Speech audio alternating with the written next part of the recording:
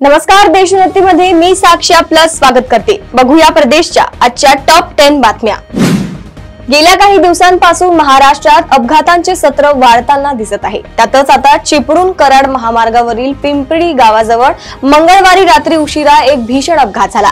एका भरधाव वेगाने येणाऱ्या थार जीपने रिक्षाला जोरदार धडक दिली। या भीषण अपघातात 5 जण जागीच ठार झाले। यात 4 प्रवासी आणि थार जीप चालकाचा मृतांचा समावेश आहे। या घटनेमुळे परिसरात हळहळ व्यक्त होत आहे। मुंबईसह राज्यभरात पावसाचे थैमान सुरू आहे। मुंबई, ठाणे, पालघर जिल्ह्याला रेड अलर्ट देण्यात आलाय। त्याशिवाय राज्याच्या इतर भागातही मुसळधार पाऊस पडत असून ठिकठिकाणी पूर सदृश्य परिस्थिती निर्माण झाली आहे।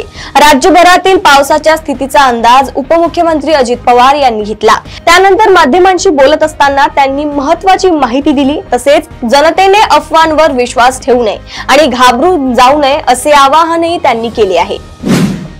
मुंबई शहर उपनगरासह ठाणे, कल्याण, डोंबिवली, बदलापूर, वसई, विरार, नवी मुंबईतील वाशी, पनवेल भागात सुरू असलेल्या मुसळधार पावसामुळे मुंबईची जीवनवाहिनी ठप्प झाली आहे। मध्य आणि हार्बर रेल्वे मार्गावरील वाहतूक बंद करण्यात आली आहे।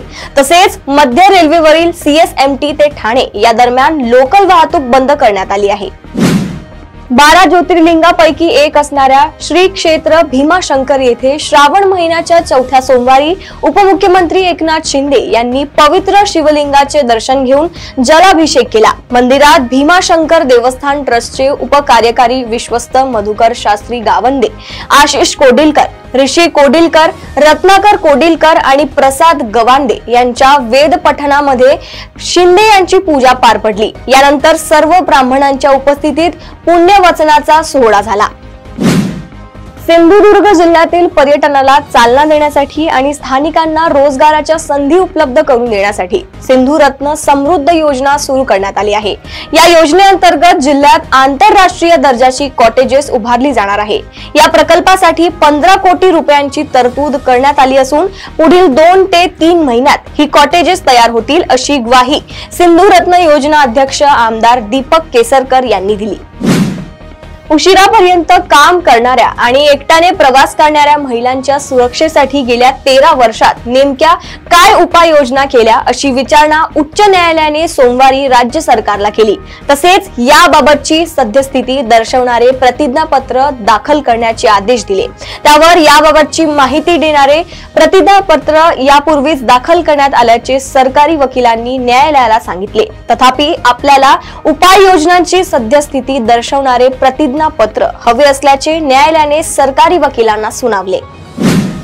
व्यावसायिक अभ्यासक्रमांच्या प्रवेशासाठी मान्य केलेल्या शुल्कापेक्षा महाविद्यालयांनी शुल्क आकारल्यास आता विद्यार्थ्यांना त्याबाबत ऑनलाईन तक्रार करता येणार आहे। विद्यार्थ्यांनी शुल्काची पावती, नोटीस, पत्रव्यवहार आणि संबंधित पुरावे दिल्यास राज्य सामायिक प्रवेश परीक्षा कक्षाकडून महाविद्यालयाची चौकशी करण्यात येणार आहे। छत्रपती संभाजीनगर मध्ये काळजाचा थरकाप उडवणारा हत्याकांड समोर आलाय। 19 दिवसापासून बेपत्ता असलेल्या 32 वर्षीय तरुणाचा मृतदेह अखेर गोदापात्रात आढळल्याने खळबळ उडाली आहे। पोलिसांच्या तपासात धक्कादायक माहिती समोर आली आहे।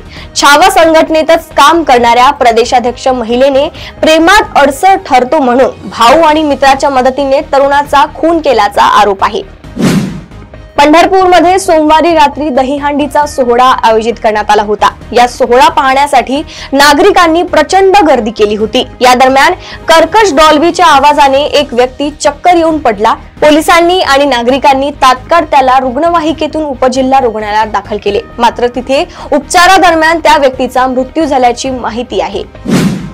कीर्तनकार संग्राम भंडारे यांनी संगमनेर येथे आयोजित कीर्तन कार्यक्रमात केलेल्या राजकीय वक्तव्यानंतर संगमनेरचे राजकारण चांगलेच तापले असल्याचे चित्र पाहायला मिळत आहे।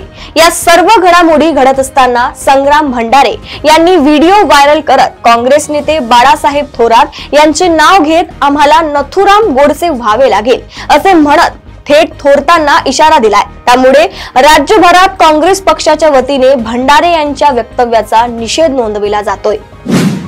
प्रदेशातील अशाच टॉप 10 बातम्या जाणून घेण्यासाठी बघत रहा देशोन्नती। नमस्कार।